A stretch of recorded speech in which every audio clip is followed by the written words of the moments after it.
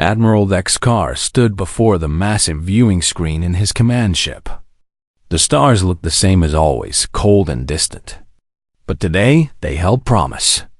Today, his fleet would taste victory against the humans. The Zelkari had been planning this war for many cycles. Humans had spread across too many worlds. They took planets that should belong to stronger species. The Zelkari were stronger. They had better weapons, bigger ships, and more soldiers. It was time to show these soft creatures who ruled the galaxy. Admiral called his intelligence officer. "We have found the perfect target." Dexcar turned his large head toward the officer. His dark eyes studied the young Zelkari. "Show me." The screen changed to show a small planet orbiting a distant star. The world looked green and blue, much like the human homeworld they called Earth. But this place was far from human space. Alone and forgotten. "The planet is called Kepler 442c, the officer explained. "Our scouts have been watching it for weeks. There is only one human facility on the entire world. They call it a research station. How many humans?" Vexcar asked. 200. Maybe less. Most of them are not soldiers. They are scientists and workers. The few guards they have carry basic weapons. Nothing that can stop our troops. Vexcar smiled, showing his sharp teeth. This was exactly what he needed. The War Council had been pressuring him to show results. Many younger officers questioned his leadership. A quick, easy victory would silence the doubters and prove that humans were weak. "What do they research at this station?" He asked. The intelligence officer looked at his datapad. "Plants and animals from their homeworld. They grow food and study local wildlife. Nothing important to their war effort. Just boring science work." Perfect, Dexcar thought. The facility had no military value. Taking it would be simple, and the humans would not fight hard to defend it. His new recruits could earn their first battle honors without real danger. "Send word to the fleet," he commanded. "We will take this station in 3 days. Use only the destroyer Vexmora and 1,000 troops. This will be a training exercise for our newest warriors." The intelligence officer nodded and left to carry out the orders. Vexcar remained staring at the screen. The small green planet looked so peaceful. Soon it would be under Zelkari control. 3 days later, the Zelkari destroyer dropped out of hyperspace near Kepler 442c. The human research station sat in a valley between low mountains. It looked even smaller than the intelligence reports had suggested.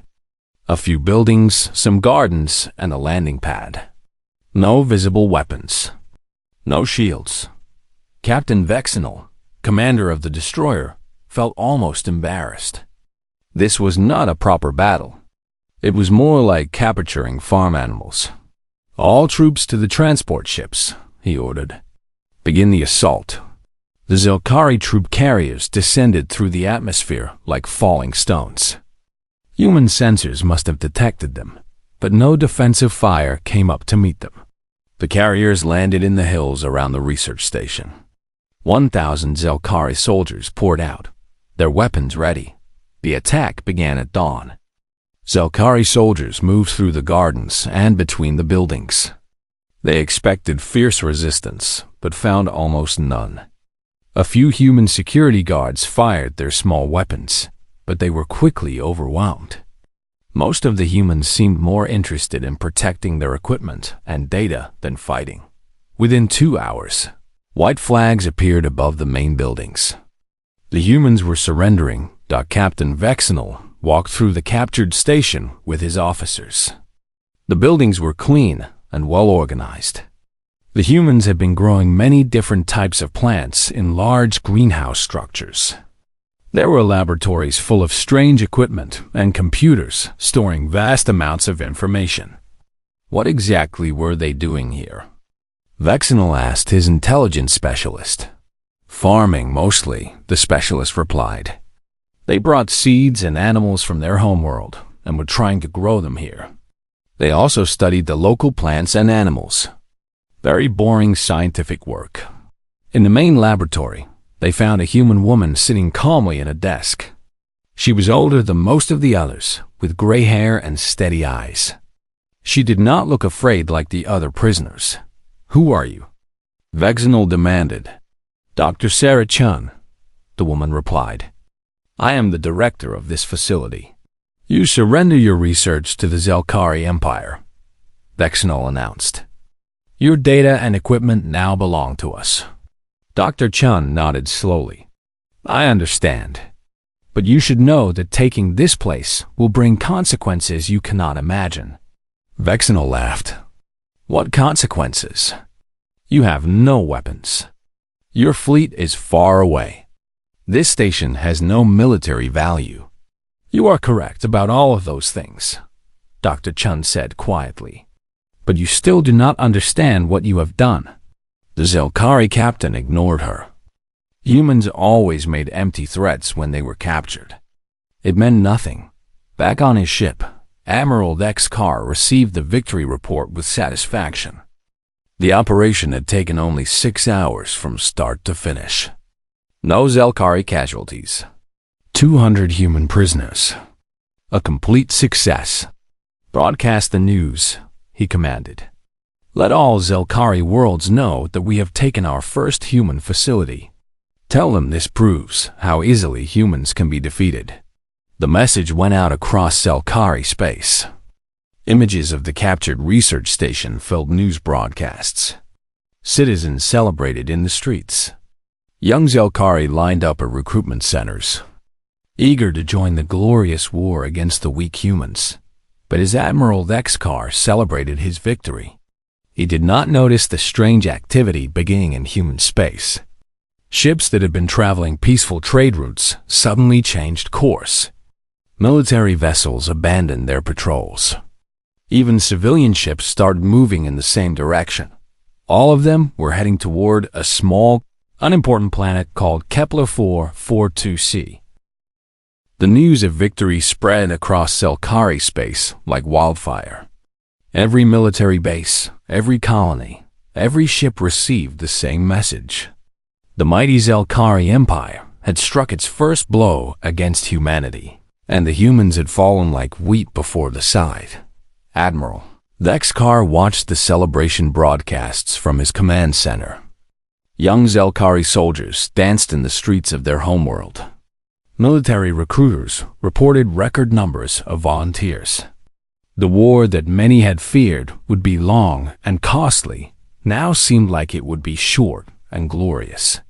"The humans are even weaker than we thought," declared General Mortex during the victory conference.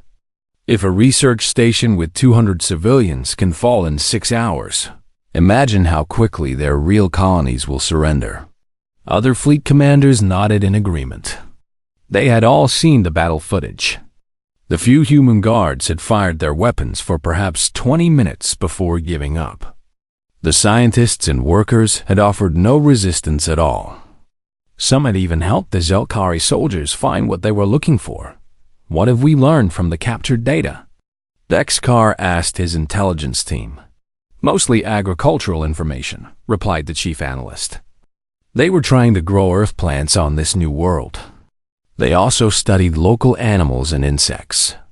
There are thousands of files about soil conditions and weather patterns. Nothing of military value.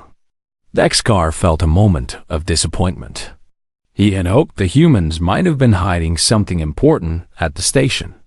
Advanced weapons technology or battle plans would have made the victory even sweeter. But perhaps it was better this way. The complete lack of anything valuable proved that humans were not the threat some Zelkari had believed them to be. Back on Kepler 442c, Captain Vexenol was organizing his occupation force. The human prisoners had been moved to a temporary camp near the landing pad. Most seemed resigned to their fate. They asked for permission to tend their plants and feed their animals. Some even offered to show the Zelkari soldiers how the equipment worked. Only Dr. Sarah Chun remained different. She sat quietly in the detention area, reading from a small book. When Vexenal approached her, she looked up with those same calm eyes. "Your people seem to accept defeat very easily," Vexenal observed. "Are all humans such cowards?" Dr. Chen closed her book and studied the Zelkari captain. "We are not cowards. We simply understand that some things are more important than fighting." "Like what?"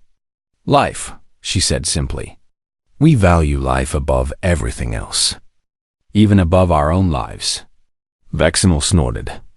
"That is why you will lose this war. The strong must be willing to fight. The weak are consumed by the strong. This is the way of the universe."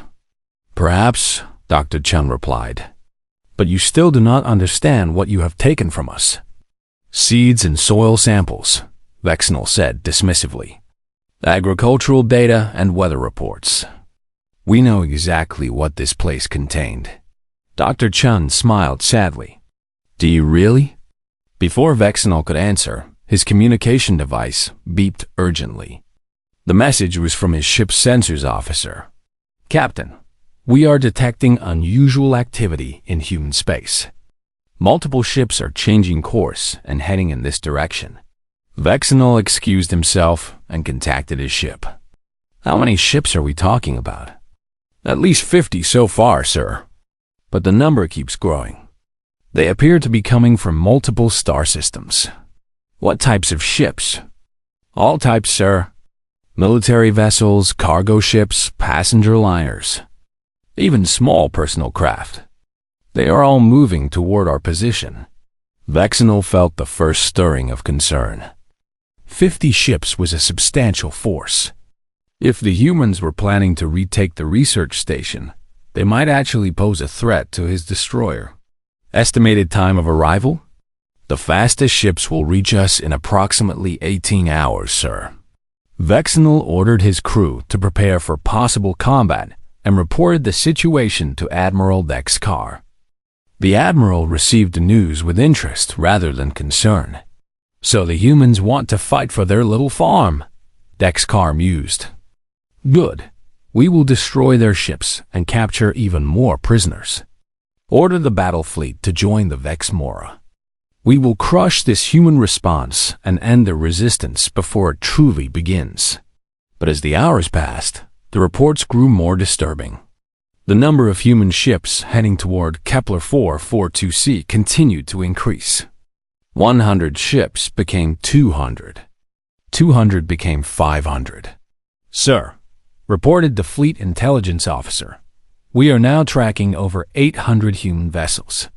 They appear to be abandoning their regular duties and converging on this single location." 800 ships for a research station? Dexcar could not hide his confusion. What could possibly be so important about growing Earth vegetables? "Unknown, sir. But we are also receiving reports from our deep space monitors. Human ships are leaving trade routes throughout the galaxy. Some have abandoned meetings with other alien species. Their entire fleet appears to be mobilizing."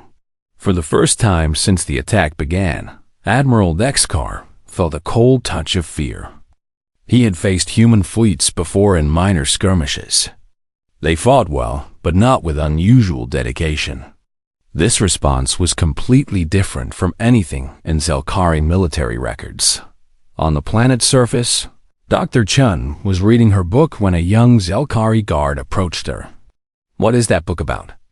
the guard asked. His curiosity had gotten the better of his training. Dr. Chen held up the small volume. "It is about trees. Specifically, about oak trees from Earth." "Trees?" The guard seemed confused. "You read about trees during a war?" "These are very special trees," Dr. Chen explained. "My grandfather planted an oak tree when I was born. His grandfather planted one when my father was born.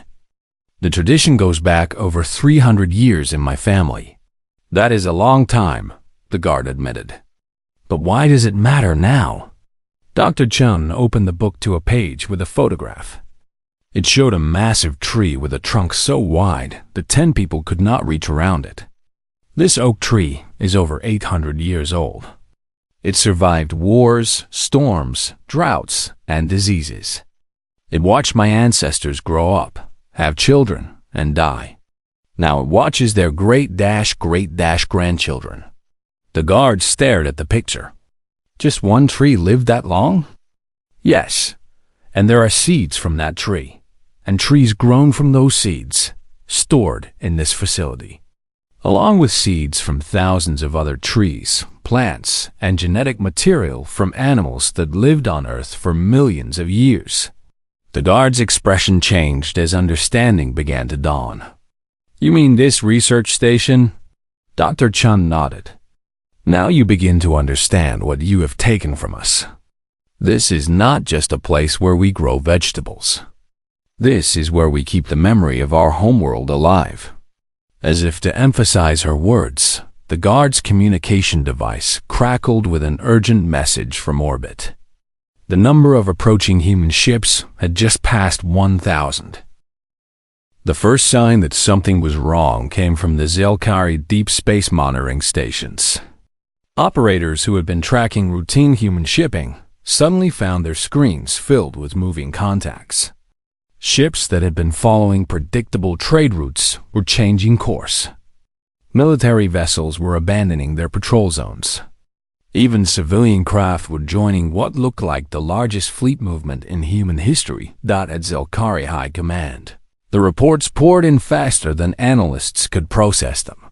Human activity was spiking across 12 different star systems. Trade convoys were breaking formation and heading toward a single destination. Passenger ships were offloading their travelers at the nearest stations and racing to join the growing armada. This cannot be correct, insisted General Mortex as he stared at the tactical display. Red dots representing human ships covered nearly a quarter of the screen. No species mobilizes their entire fleet for one research station. Admiral Lexcar watched the display with growing unease. The initial count of 50 ships had grown to 500, then 1,000, then 1,500. The numbers kept climbing with each hourly report. Perhaps they are using this as an excuse to launch their main assault, suggested his tactical officer. They might be planning to strike at our border worlds while we focus on this single planet. But that theory crumbled when the intelligence division provided their latest analysis. Human ships were not just coming from the frontier regions. They were abandoning positions deep in the galactic core, leaving their most important colonies and trade centers with minimal protection. Even ships stationed near alien diplomatic posts were joining the exodus. Sir, reported the communications officer, we are receiving distress calls from the Vorthok Trade Confederation. They say human merchant vessels have abandoned their cargo deliveries without explanation. The Centauri Medical Alliance reports that human hospital ships have left emergency zones. Everyone wants to know what is happening. Dexcar felt the first real stirrings of panic. In all his years of military service, he had never seen a response like this. Even when human colonies were under direct attack, their fleet responses were measured and strategic. This was something entirely different. On Kepler-4 42C, Captain Vexenol was receiving similar reports from his ship's sensors. The destroyer's computer systems had never been designed to track this many incoming vessels simultaneously. Current count stands at 1,800 ships, sir, reported his sensor operator. We have identified at least 40 different ship classes. Military cruisers, cargo freighters, research vessels, colony transports, even luxury yachts. They all appear to be converging on our position. Vexenol studied the tactical display. The approaching fleet was so massive that it defied military logic. No rational commander would risk so many ships for such a small target. Have we received any communication from the human fleet? He asked. Negative, sir. They are maintaining complete communication silence. But based on their current speed, the first ships will arrive in 12 hours. 12 hours to prepare for a battle that should never have happened. Vexenol reviewed his options. His destroyer was powerful, but not powerful enough to face 1,800 ships. Even if most of them were civilian vessels, the sheer number would be overwhelming. He decided to visit the human prisoners again. Perhaps Dr. Chun could explain this insane response. He found her in the detention area, still reading her book about trees. She looked up as he approached, and he was struck by how calm she appeared. While his own officers were preparing for what might be a hopeless battle, this human woman seemed completely at peace.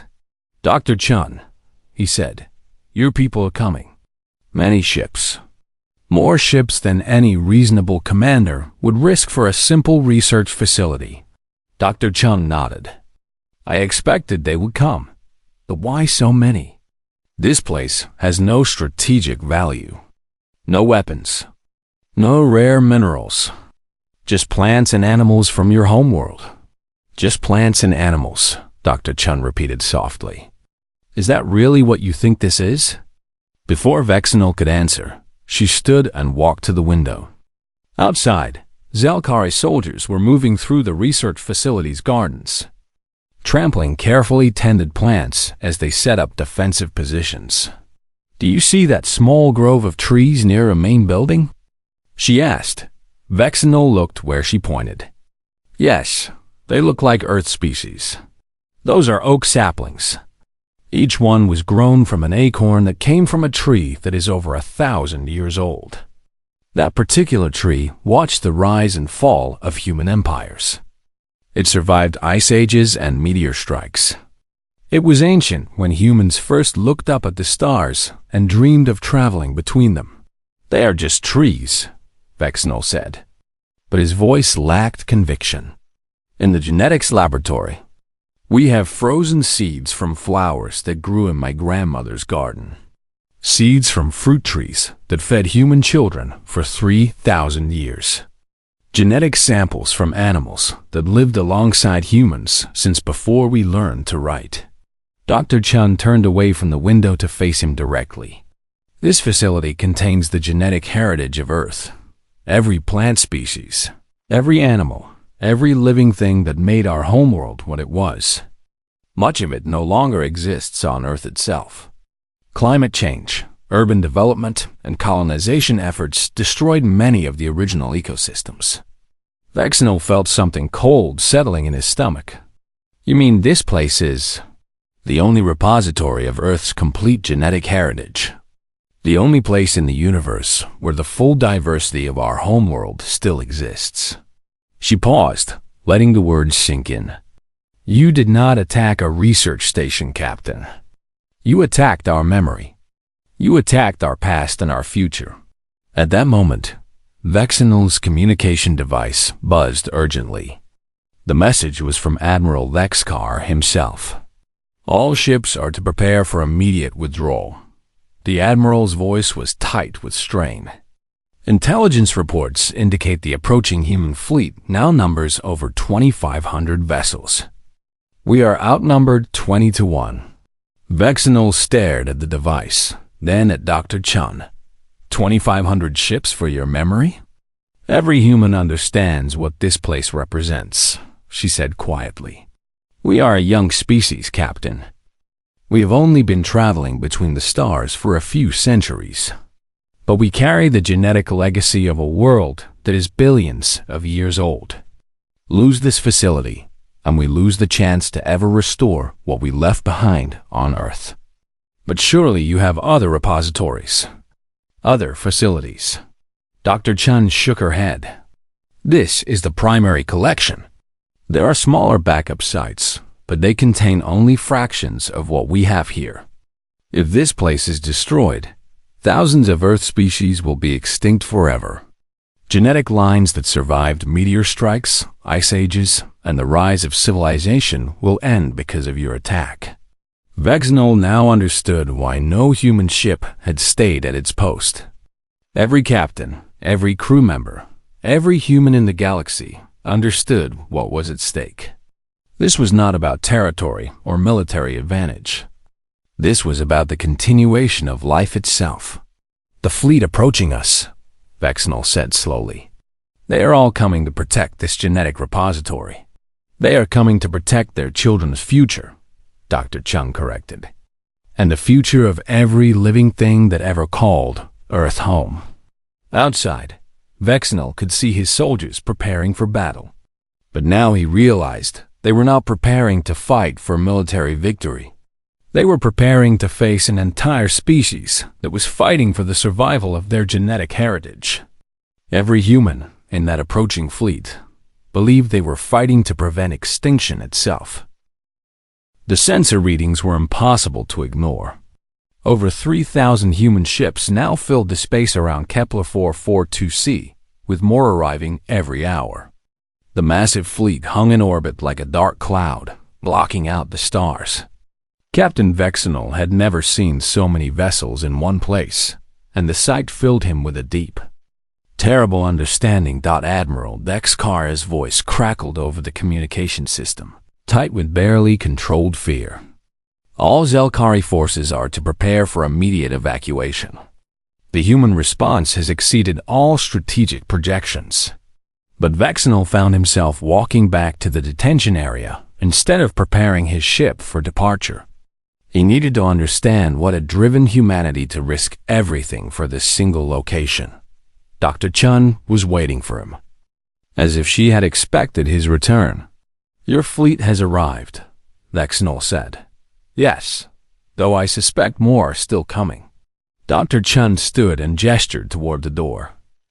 "Would you like to see what they have come to protect?"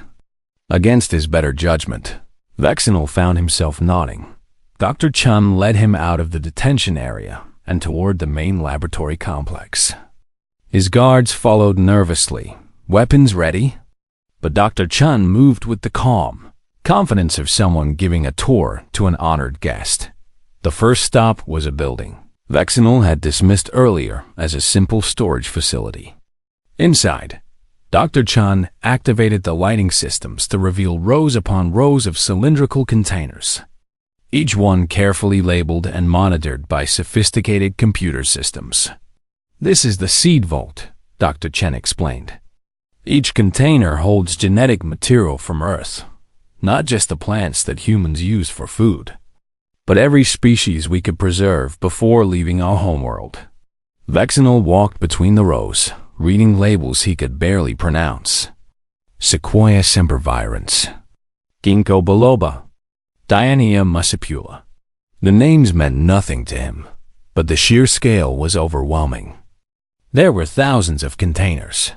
"These seeds represent 4 billion years of evolution on Earth," Dr. Chung continued. "When humans first began traveling between the stars, we realized that we might never return to our homeworld. Climate change was destroying many ecosystems. Urban development was eliminating habitats. We made a decision to preserve as much as we could before it was lost forever." She stopped beside a container marked with a special symbol. This contained seeds from the last wild apple tree in Central Europe. It was cut down to build a spaceport 50 years ago. The only genetic material from that tree now exists in this container. Vexenal stared at the small cylinder. Such a simple thing, but apparently worth risking thousands of ships to protect. One tree? One tree that was the result of millions of years of natural selection. One tree that might hold the genetic key to developing apples that could grow in different climates, resist new diseases, or provide better nutrition. We lost the tree, but we saved its potential. They moved to the next building, which housed something even more remarkable. Dr. Chung called it the genetic laboratory. Here, frozen in liquid nitrogen, were tissue samples and embryos from hundreds of Earth animal species. Many of these animals no longer exist on Earth, Dr. Chun explained as they walked between the storage units. The Siberian tiger became extinct 40 years ago. The last wild elephant died in 2087, but their genetic material lives on here, waiting for the day when we might be able to restore them. Vexenal found himself staring at a container labeled Panthera leo persica. According to the data display, it contained genetic material from the last Asian lions. The species had been extinct for over a century, but here their DNA waited in frozen suspension. "You are trying to bring back extinct animals?" he asked. "We are preserving the option to do so. Our scientists believe that within the next few generations, we will develop the technology to restore extinct species using preserved genetic material, but only if that material still exists." The tour continued through building after building. There was a cultural archive containing digital records of every human language, including those spoken by only a few thousand people. There was an art repository with samples of traditional crafts and techniques from every human culture. There was even a music library preserving folk songs and traditional melodies. "We learned something important when we left Earth," Dr. Chun said as they walked through the final building. "When a species spreads across the galaxy, it becomes easy to lose the things that made it special in the first place. Colonies develop their own cultures, their own languages, their own ways of life. That is natural and good. But we do not want to lose the heritage that created us." The last room contained something that made Vexenol stop in surprise. It was a simple garden, but unlike anything he had seen on Zelkari worlds. Plants of dozens of different types grew together in carefully planned arrangements. Some were tall with broad leaves, others were small and delicate. The colors ranged from deep green to silver to purple. "This is a recreation of an earth-forest ecosystem," Dr. Chun explained. "Every plant here depends on the others in some way. They share nutrients through their root systems. They provide shelter and food for insects and small animals. They even communicate with each other through chemical signals." Vexenol walked through the garden paths, trying to understand what he was seeing. These plants work together?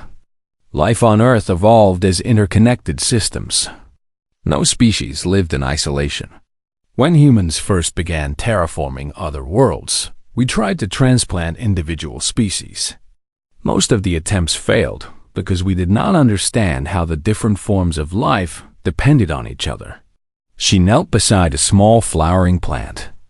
This flower is pollinated by a specific type of bee. The bee also depends on nectar from this flower to survive. The bee's waste fertilizes the soil, which helps the flower grow. Remove any part of the system, and the whole thing collapses. So this facility preserves entire ecosystems? We preserved the knowledge of how Earth's ecosystems worked. With this information, our children might be able to recreate the complex web of life that made our homeworld so rich and diverse. As they walked back toward the detention area, Vexenol began to understand the magnitude of what the Zelkari had attacked.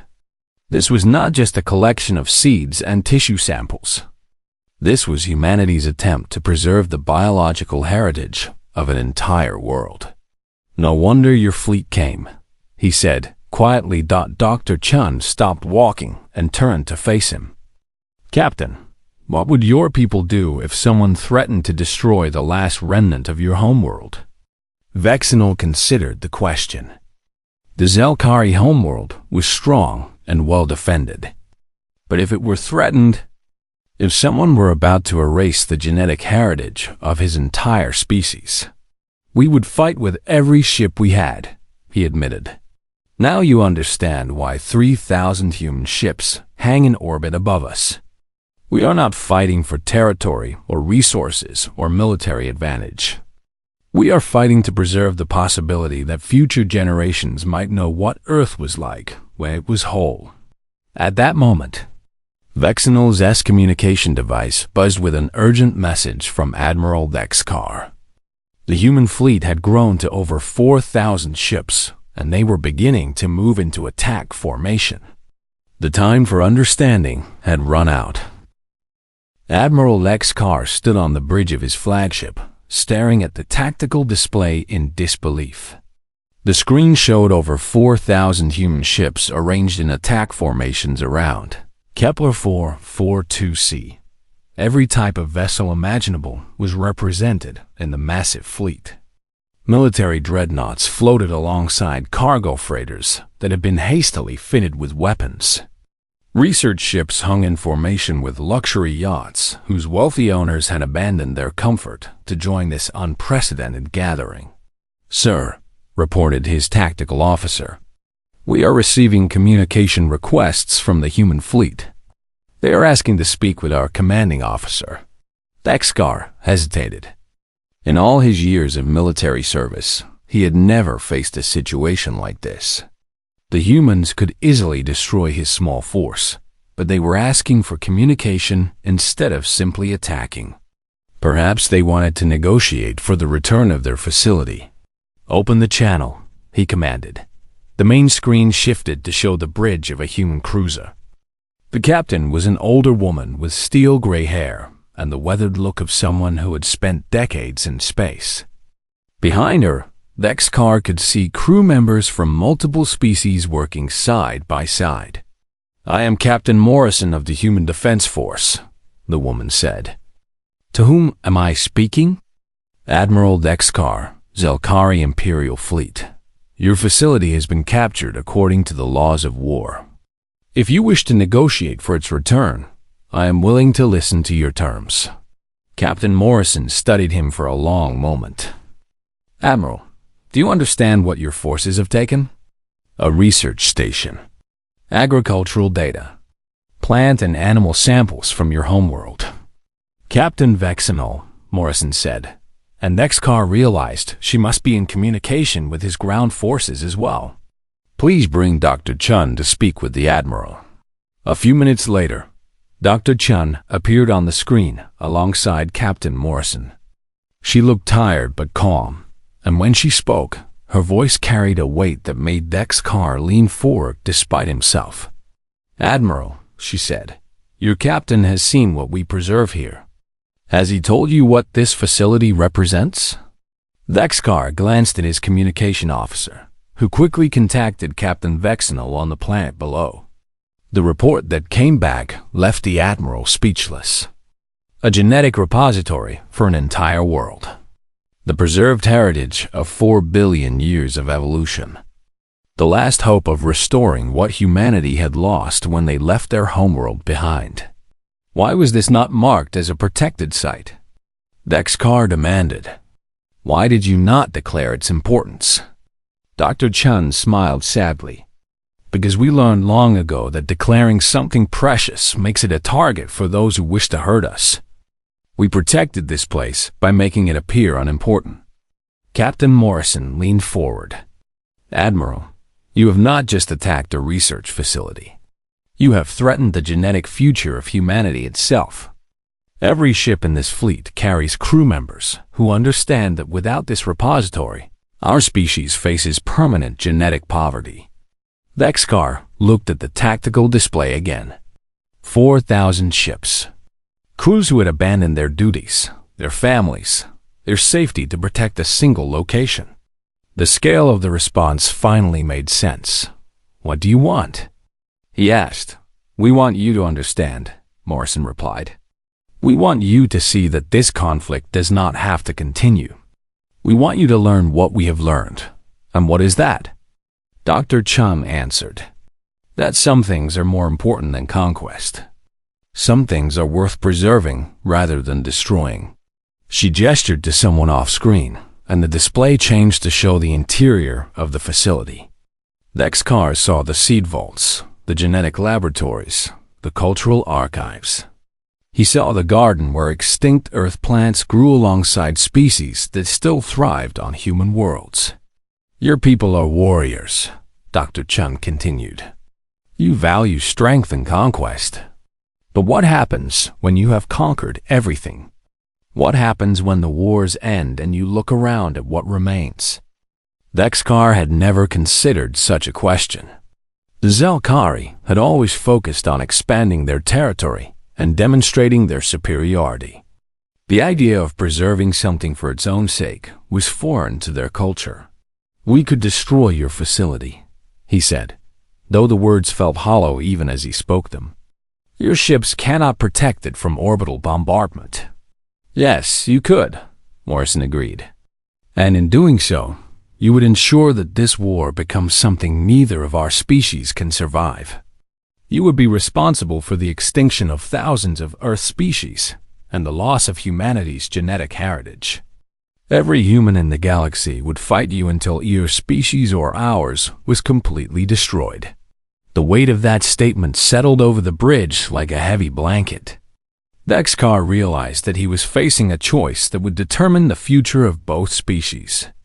But if you do not destroy it, Dr. Chen added quietly, you will learn something that might change everything. What would I learn? That true strength comes from protecting life, not from destroying it. That the greatest victories are won by preserving something beautiful rather than conquering something valuable. Dexcar stood silent for long minutes, studying the faces on the screen. These humans had risked everything for a collection of seeds and genetic samples. They had abandoned their defensive positions across the galaxy to protect what amounted to a museum. And yet, as he thought about it, he began to understand their reasoning. The Zelkari homeworld was strong and well defended. But what if it were threatened? What if someone wanted to destroy the last remnants of Zelkari culture and history? Would his people not respond with the same desperate courage he saw in the human fleet? Captain Vexenol, he said into his communicator, begin immediate withdrawal from the research facility. All Zelkari forces are to return to the fleet. His officers stared at him in shock. Sir, his tactical officer protested. We have the humans exactly where we want them. Their entire fleet is concentrated in one location. We could call for reinforcements and destroy them all. Dexcar shook his head. No, we could destroy their ships, but we cannot destroy what they represent. If we attack this fleet, we declare war on every human who values life over conquest. We declare war on the idea that some things are worth preserving. He turned back to the communication screen. Dr. Chun, your facility will be returned to you undamaged. But I want something in return. What do you want, Admiral? I want to understand how a species survives by preserving life instead of taking it. I want to learn what you have learned. Dr. Chun smiled for the first time since the conversation began. That can be arranged. But you should know that once you learn to see the universe as we do, you may find it difficult to go back to seeing it as you did before. Perhaps that would not be such a bad thing, Dexcar replied. 3 hours later, the Zelkari fleet withdrew from Kepler-4 42c. The human ships remained in orbit for several days, ensuring that the research facility was truly safe. But gradually, they too began to disperse, returning to their duties across human space. Admiral Dexcar filed a report that would change the course of the war. He wrote about a species that fought not for territory or resources, but for the preservation of life itself. He described humans who value genetic diversity and cultural heritage more than military victory. Most importantly, he recommended that the Zelkari Empire reconsider its approach to the human conflict. We have been fighting the wrong war, he concluded. We assumed humans were weak because they value life. We now understand that they are strong because they value life. This is not an enemy we can defeat through conventional warfare, because they are not fighting for conventional reasons. The war that had begun with dreams of easy conquest would end with something neither species had expected. It would end with understanding, and with the recognition that some things in the universe are too valuable to destroy. No matter how strong your weapons might be. Years later, the research facility on Kepler-4 42c would become something unprecedented in galactic history. It would become a joint human-Zelkari preserve, where both species work together to understand and protect the genetic heritage of Earth. Zelkari scientists would learn to value preservation alongside conquest, while human researchers would benefit from Zelkari strength and determination. But that transformation began with a single moment when Admiral Dexcar chose to learn rather than destroy, and realized that sometimes the greatest victory comes from walking away from a battle you could win.